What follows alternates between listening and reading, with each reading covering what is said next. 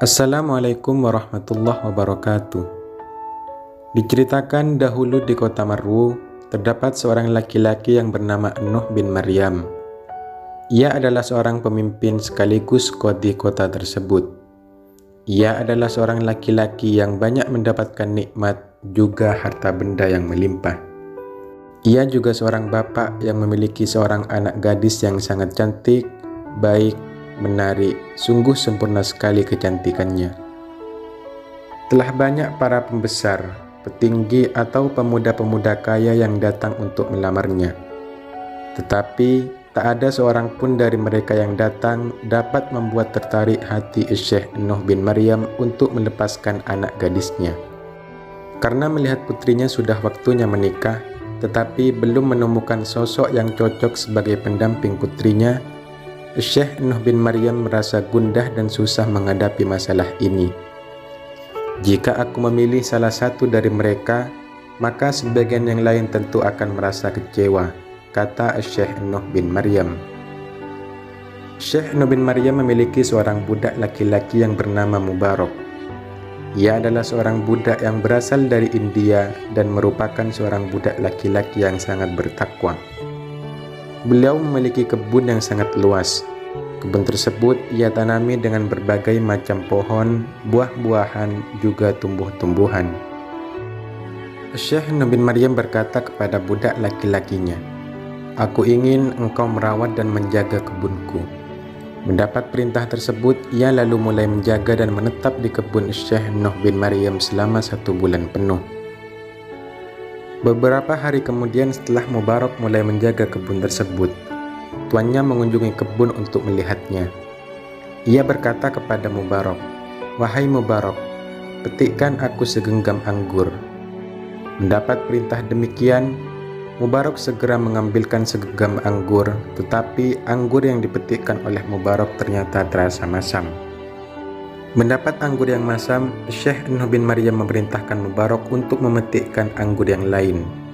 "Tolong petikkan aku anggur yang lain, yang tadi masam rasanya." Mendapatkan perintah demikian, ia mulai memetikkan anggur yang lain. Tetapi lagi-lagi anggur yang ia petik masam juga rasanya.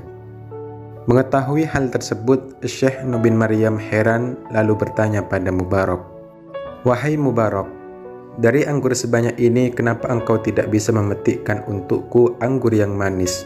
Engkau malah memetikkan anggur yang masam." "Wahai tuanku, sungguh aku tak tahu mana anggur yang manis dan mana anggur yang masam," kata Mubarak.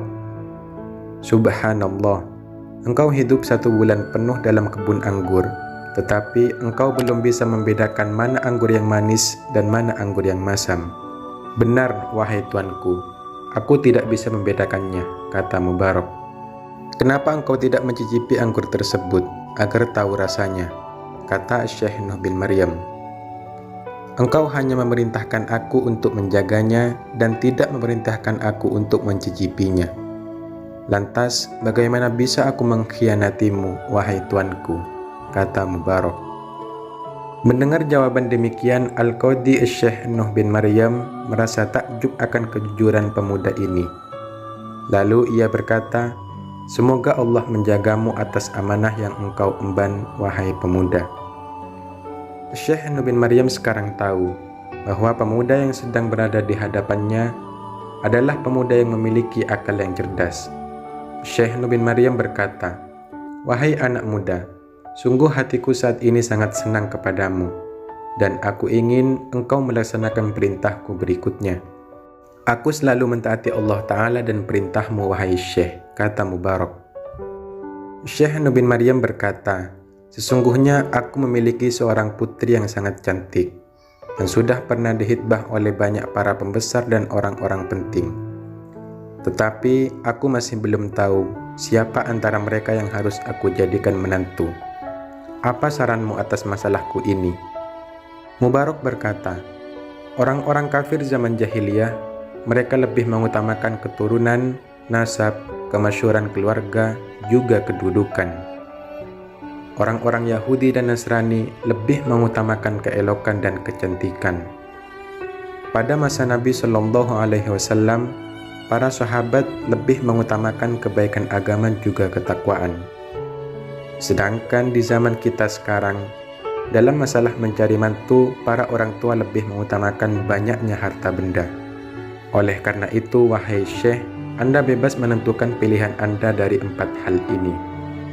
Mendapat jawaban demikian, Syekh Nuh bin Maryam berkata, "Wahai pemuda, aku lebih memilih calon yang kokoh agamanya, bertakwa, dan amanah. Oleh karena itu, aku ingin menjadikan engkau sebagai menantuku.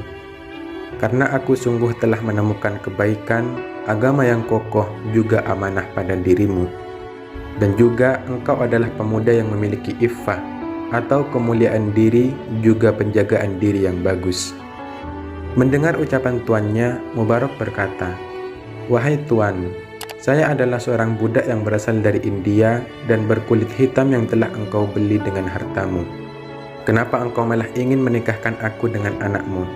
Mengapa engkau malah memilihku dan ridho kepadaku? Berdirilah bersamaku menuju rumahku untuk merembuk masalah ini," kata Syekh Nuh bin Maryam. Setelah Syekh Nuh bin Maryam bersama Mubarak sampai di rumah, beliau berkata kepada istrinya, "Ketahuilah, pemuda India ini adalah seorang pemuda yang baik agamanya juga bertakwa. Aku suka akan kesolehannya dan aku ingin menikahkannya dengan anak kita. Apa pendapatmu mengenai hal ini?" "Semua keputusan berada di tanganmu, wahai suamiku. Tetapi berilah aku waktu sebentar untuk memberitahu anak kita. Aku ingin mendengar jawabannya," kata sang istri. Sampainya istri Syekh Nuh bin Maryam kepada anaknya, ia berkata kepadanya tentang keinginan ayahnya. Mendengar perkataan ibunya, gadis tersebut menjawab, "Jika hal tersebut sudah menjadi pilihan ayah dan ibu, maka aku akan melaksanakannya. Aku tidak akan pernah menentang keputusan ayah dan ibu. Aku akan selalu berbuat baik kepada ayah dan ibu." Mendapat persetujuan dari anak gadisnya yang sangat solehah ini, Syekh Nuh bin Maryam segera menikahkan Mubarak dengan anak gadisnya tersebut. Setelah pernikahan, Syekh Nuh bin Maryam memberikan harta yang sangat banyak sekali kepada kedua mempelai tersebut. Dan tidak begitu lama kemudian, lahirlah dari kedua pasangan yang soleh dan soleha tersebut seorang anak laki-laki tampan yang kemudian dinamai Abdullah. Dialah anak yang kelak sangat terkenal di kalangan ulama Islam dengan nama Abdullah bin Mubarak, seorang ulama besar yang memiliki banyak ilmu, zuhud, dan banyak meriwayatkan hadis-hadis Nabi Shallallahu Alaihi Wasallam. Sampai saat ini, nama besar Abdullah bin Mubarak masih dikenang dalam dunia Islam. Wallahu a'lam bishawab.